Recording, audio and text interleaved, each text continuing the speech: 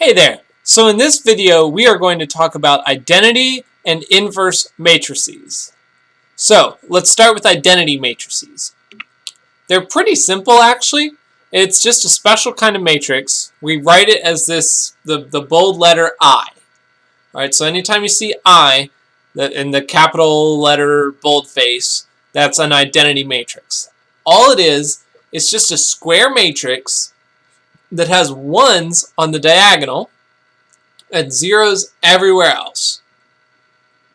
Alright, we call it the identity because when we multiply any square matrix by the identity matrix of the same size, you get the original matrix.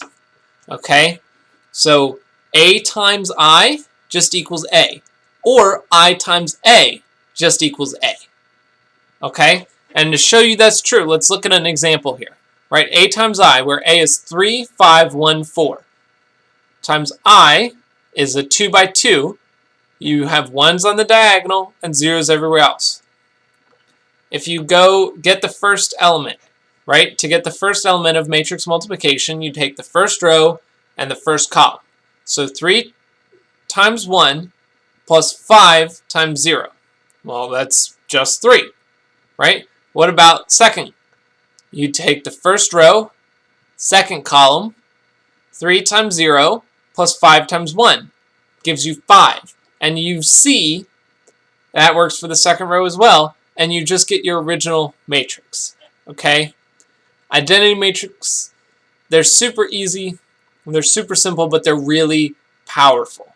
And let's talk about now inverse matrices, which is built on identities.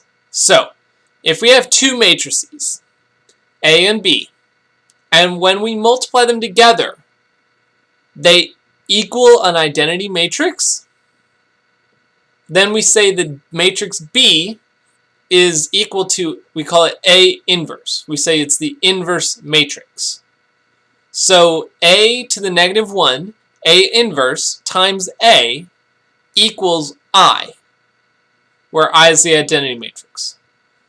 So matrix inverses are a little bit like fractions, right? You can think of it a little bit like 7 times 1/7 equals 1, or 7 times 7 to the negative 1 equals 1, right? That's kind of what's happening here. Don't think of that as exactly what it is, because there's nuance, but it's a good helpful idea to understand why we call it the inverse, why it has the negative 1 exponent there. And this is important. Only square matrices can have an inverse. Okay.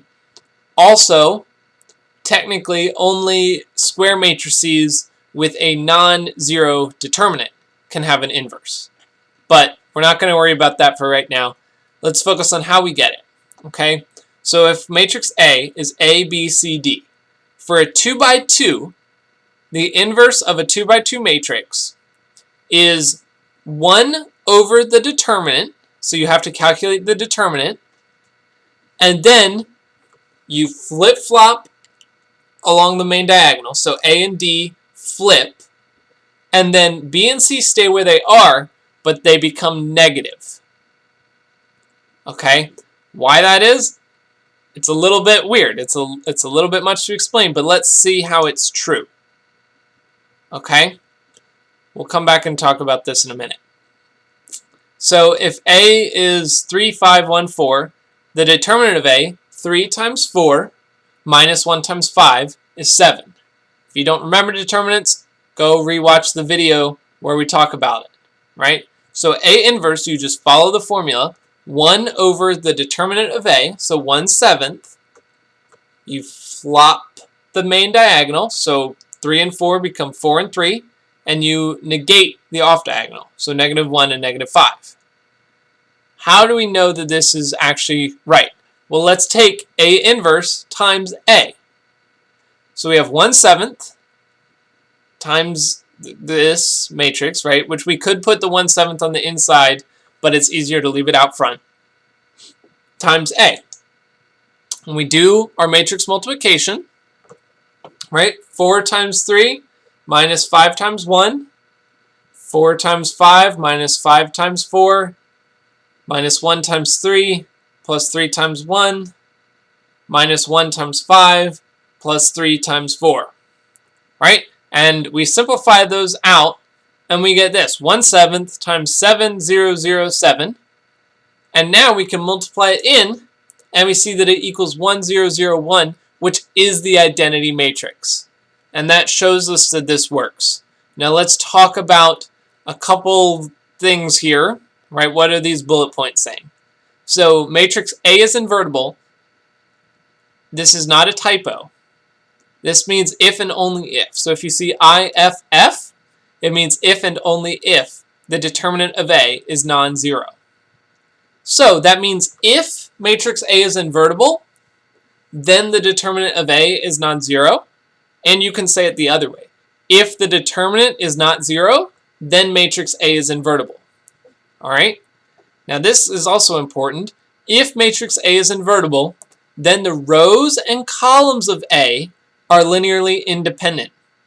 If you don't know what that means, that's totally okay.